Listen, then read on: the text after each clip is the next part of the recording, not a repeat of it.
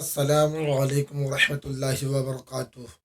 दोस्तों, आज हम लोग इस वीडियो में जानने वाले हैं कि हम लोग उर्दू कैसे सीखें, यानी हिंदी के ज़रिए उर्दू किस तरह सीख सकते हैं।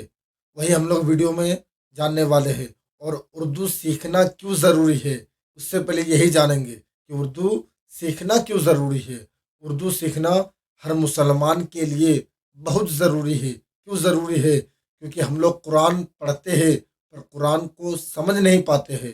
कुरान में क्या लिखी गई है, यानी कुरान अरबी में है, इसीलिए हम लोग पढ़ तो लेते हैं पर उसे समझ नहीं पाते हैं। उसे समझने के लिए उर्दू सीखना बहुत ज़रूरी है।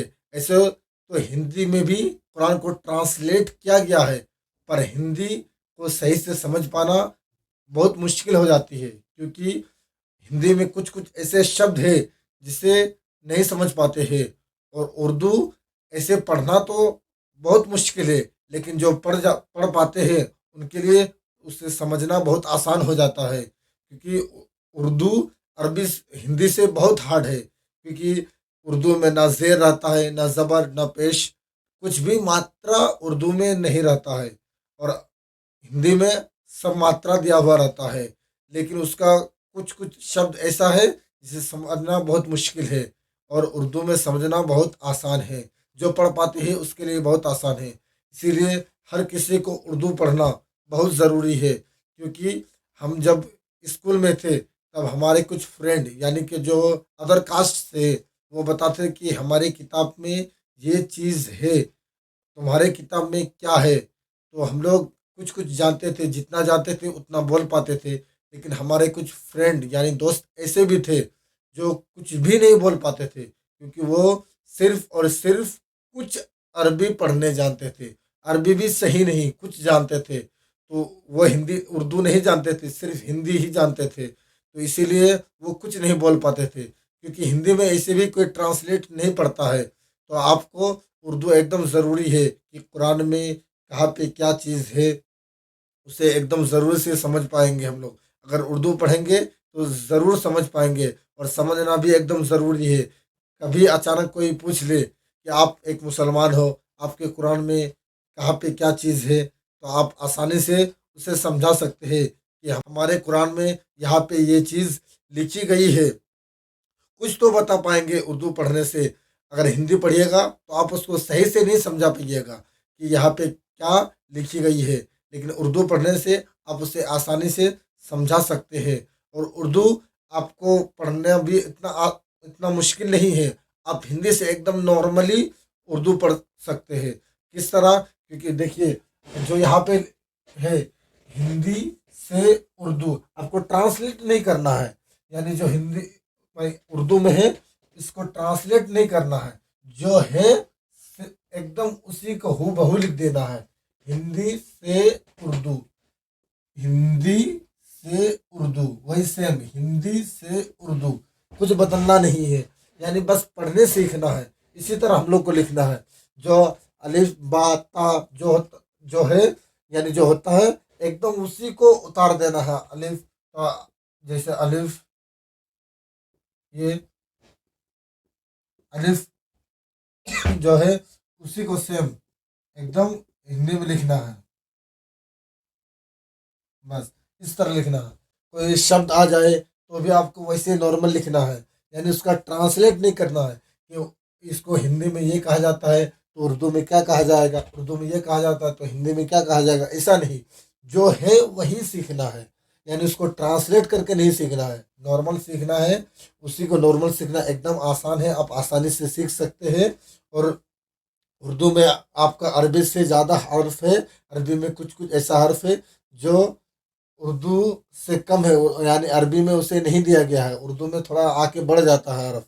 चा बढ़ जाता है, झा बढ़ जाता है, डाल बढ़ जाता है, टा बढ़ जाता है, अड़ा बढ़ जाता है। इस तरह बहुत हर्फ है जो उर्दू में बढ़ जाता है। आप जब अरबी से तुलना कीजिएगा, यानी कंपेयर कीजिएगा, तब आपको पता चलेगा जो इतने हरूफ है जो उर्दू अरबी में नहीं है, सिर्फ उर्दू में ही है। और उसे पढ़ने का तरीका भी बताएंगे कि कैसे पढ़ा जाता है। कुछ कुछ ऐसे हर्फ है जो अरबी में अलग पढ़ा जाता है, लेकिन उर्दू में उसे अलग पढ़ा जाता है। आया है अरबी से ही उर्दू, लेकिन उसको पढ़ा अलग जाता है। नॉर्मली पढ़ा जाता है, यानी उसका मखरज के साथ नहीं पढ़ा जाता है। बस उसका पढ़ने का कुछ टेक्निक होता है, उसी टेक्निक से पढ़ा जाता है। मखरज मखारिज से नहीं पढ़ा जाता है, यानी उसके लिए कुछ मखरज जानने की ज़रूरत नहीं है। अरबी जानने के लिए आपको ज़रूरी है, लेकिन उर्दू में वही चीज़ आके नॉर्मल पढ़ा जाता है। जैसे आप पढ़िएगा अरबी में तो सा पढ़ा जाता है, यहाँ के पढ़िएगा तो नॉर्मल सा पढ़ा जाता है एकदम। वो यहाँ के सब सब जाके आपका यही दंत सा बन जाता है। सिर्फ बड़ी शीन छोड़ के सब दंत सा बन जाता है, यानी सब सा की आवाज़ बस एकदम नॉर्मली आवाज़ से पढ़ी जाती है बस। अरबी और उर्दू में यही कुछ कुछ फ़र्क है। अरबी में आपका जेर ज़बर पेश सब कुछ दिया रहता है, यानी उसकी हिंदी के जैसा ही मात्रा दिया हुआ रहता है, लेकिन इसमें कोई मात्रा नहीं है। आपको एकदम देख के पहचानना है। आपको पहचानने का तरीका भी बता दिया जाएगा। अभी सिर्फ यही वीडियो बनाया गया था कि आपका जानना क्यों ज़रूरी है, क्योंकि आपको सही से अरबी समझने के लिए उर्दू जानना बहुत ज़रूरी है, क्योंकि हम लोग अरबी नहीं समझ पाएंगे, क्योंकि अरबी समझना इतना आसान नहीं है। दुनिया की सबसे कठिन भाषा अरबी है। अरबी समझना इतना आसान नहीं है, उर्दू भी समझना इतना आसान नहीं है, लेकिन जो समझ जाते हैं उनके लिए बहुत आसान है, और जो धीरे धीरे समझने के लिए उनके लिए आसान हो जाएगा। अरबी बहुत मुश्किल है, हम लोगों के लिए उतना आसान नहीं है, और शायद नहीं ही सकेंगे अरबी।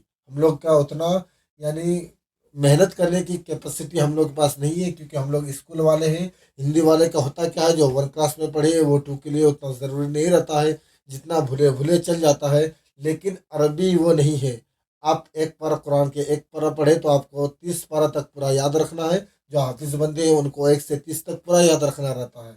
लेकिन हम लोग जो वन क्लास में पढ़ते हैं वो टू के लिए कोई ज़रूरी नहीं रहता, बस कुछ कुछ उसका रूल समझ ले, नियम समझ जानते हैं, बस वही आपका काम देता है।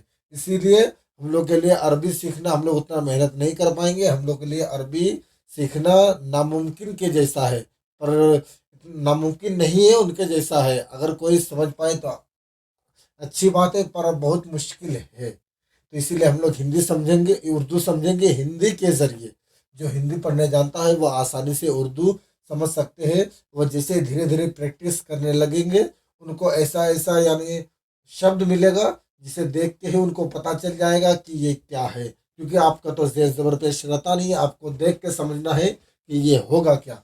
इसीलिए सप्ताह में 3 से 4 वीडियो आएगा उर्दू का, जिसे आपको देखना है। अगर आप स्कूल या कॉलेज वाले हैं तो मैं आपसे रिक्वेस्ट करूंगा कि आप लोग ज़रूर देखिएगा, क्योंकि आप मुसलमान हो, आपको उर्दू सीखना एकदम ज़रूरी है, ताकि आप सही से कुरान समझ सके। क्योंकि हुज़ूर आला हज़रत ने कुरान को कंजुल ईमान में ट्रांसलेट उर्दू ट्रांसलेट किए हैं। आप उसे पढ़ सकते हैं, उसमें एकदम क्लियरली उर्दू में उसे ट्रांसलेट किया गया है। आप उर्दू अगर पढ़ने जान गए, आप उर्दू सीख गए, तो आप उसे आसानी से पढ़ सकते हैं। उससे पढ़ के आप समझ सकते हैं कि पूरे कुरान में क्या लिखी हुई है, कुरान में कहाँ पे क्या चीज़ है। आपको अगर कोई क्वेश्चन करे तो आप उसके क्वेश्चन के आसानी से जवाब दे सकते हैं। अस्सलामु अलैकुम वरहमतुल्लाहि वबरकातुहू।